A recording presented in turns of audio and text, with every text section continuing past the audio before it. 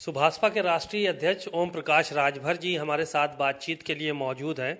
उनसे हम बात करते हैं। सर, आज केशव प्रसाद मौर्य का एक ट्वीट आया है कि जो अखिलेश यादव वादे पे वादा कर रहे हैं, ये सब के सब वोट बटोरने की चाल है। इसको जनता जानती है और इनका इतिहास रहा है कि इन्होंने अयोध्या सहित तमाम जगह जो है वो सिर्फ खून से लाल है मामला। और ये भी कहा है कि गुंडा राज और तमाम चीज़ें जो है वो इनकी सरकार में रही हैं। आज ये ट्वीट किया है कि जितने भी वादे हो रहे हैं ये सब फर्जी हैं और ये चाल है खाली वोट बटोरने कि माननीय केशव प्रसाद मौर्य जी ने जो बयान दिया है, सबसे पहले तो वो पार्टी के लीडर हैं। भारतीय जनता पार्टी में डिप्टी सीएम जरूर हैं, लेकिन वो भारतीय जनता पार्टी के लीडर हैं। पिछड़ों के अपमान, वो खुद अपमानित हैं। पूरा देश जान रहा है कि इनको योगी जी बैठते हैं सोफा पर, उनके लोग बैठते हैं सोफा पर, इनको स्टूल पर बैठाते हैं। ये पूरा प्रदेश जानता है कितना इनकी इज्जत है भाजपा में। और दूसरी बात कि ये पिछड़ी जाति से आते हैं। इनको ये नहीं पता कि अभी अभी जो छात्रवृत्ति शुल्क प्रतिपूर्ति बटी है, सरकार तो बीजेपी की थी, अभी सामान्य वर्ग के सभी बच्चों को छात्रवृत्ति शुल्क प्रतिपूर्ति दे दी गई और पिछड़े वर्ग के बच्चों को नहीं दी गई। ये इनको नहीं दिखाई दे रहा, मोतियाबिंद हुआ है इनको। अभी 69,000 शिक्षक भर्ती, 68,500 शिक्षक भर्ती में पिछड़े दलित का घोटाला किया। इस पे जबान नहीं खुली है माननीय केशव प्रसाद मौर्य जी की। ये खाली इनकी हताशा और निराशा बता रही है कि हम लोग अब सत्ता से बाहर जा रहे हैं। क्योंकि जिस तरह का माहौल प्रदेश में है, भारतीय जनता पार्टी जातिवार जनगणना से भाग रही है। वो क्या बोलेंगे? इनकी हिम्मत औकात तो नहीं है कि हम जातिवार जनगणना पे बोले। इनकी औकात तो नहीं है कि हम 300 यूनिट बिजली फ्री देंगे। 5 साल तो थे, 5 साल इन्होंने उत्तर प्रदेश की जनता को बिजली का दाम बढ़ा करके खूब रुपया लूटा। और जब चुनाव आ गया, 2 दिन रह गया सूचना जारी होने के, तो बिजली का दाम आधा कर दिया। कहां से कर दिया तूने? कम से कम ये ज्ञान तो होना चाहिए ना कि आपने जो काम किया इन मौके पर, ये कैसे कर दिया। जैसे बहका रहे हो, गुमराह कर रहे हो, ट्वीट कर रहे हो, तो अखिलेश यादव जी के पास लोग हैं या जो आपने कहा है वो एकदम हताशा और निराशा है। 300 यूनिट बिजली 5 साल लगातार हम लोग उत्तर प्रदेश की जनता को देंगे। हम प्रदेश में एक समान अनिवार्य शिक्षा चाहते हैं। है औकात केशव मौर्य जी को बोलने की? जिस दिन बोल देंगे तो जबान इनकी काट लेगी भाजपा। इनकी कुवत नहीं है कि अन्ना पशु से आज पूरे देश में किसान, हम प्रदेश की ही बात करें तो योगी जी, मोदी जी के ललका सांड से पूरा किसान परेशान है। आज इस कड़ाके की ठंड में वो डंडा लेके अपनी फसल रात को अगोर रहा है। दिन भर तो बेचारा काम करता है, रात को जग रहा है। ये इनकी दिखाई नहीं देता है इनको कि किसान कहां परेशान है। ये खुद जिस जाति से आते हैं मौर्य से, उसका गोभी, पालक, मुरई, आलू, मटर, गेहूं चर रहे हैं। इस पे इनकी हिम्मत औकात नहीं है बोलने की। ये खाली अखिलेश यादव का भूत सवार हो गया है।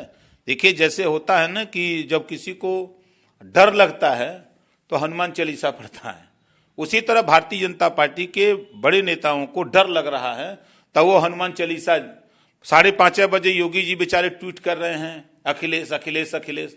उसी तरह डिप्टी सीएम केशव मौर्य अखिलेश भूत सवार हो गया है इन लोगों को। इनकी हताशा और निराशा दिख रही है। जो ये आरोप लगा रहे हैं कि समाजवादी पार्टी की सरकार में गुंडा राज था, तो भारतीय जनता पार्टी में तो खुद मुख्यमंत्री गुंडा था, उनके ऊपर तमाम मुकदमे थे।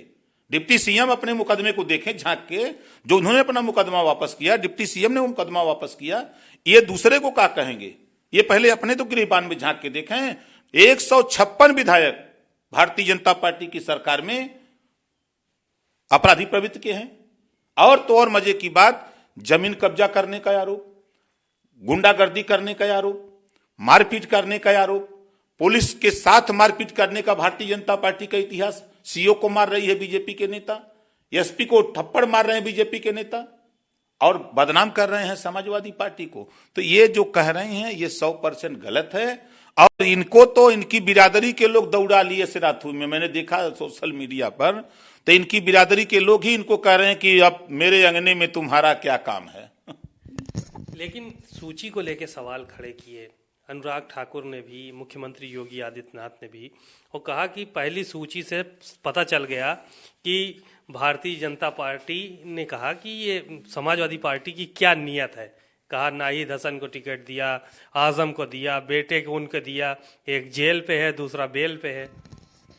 ये तो खुद है जो है, आप देखिए उठा करके इनके जो तमाशे हैं, ये अनुराग ठाकुर जो है इनको दिखाई नहीं दे रहा है कि ब्राह्मण हरशंकर तिवारी के यहाँ छापा पड़ा, ब्राह्मण विजय मिश्रा के यहाँ छापा पड़ा, ब्राह्मण खुशी दुबे, उस बेटी का क्या कसूर?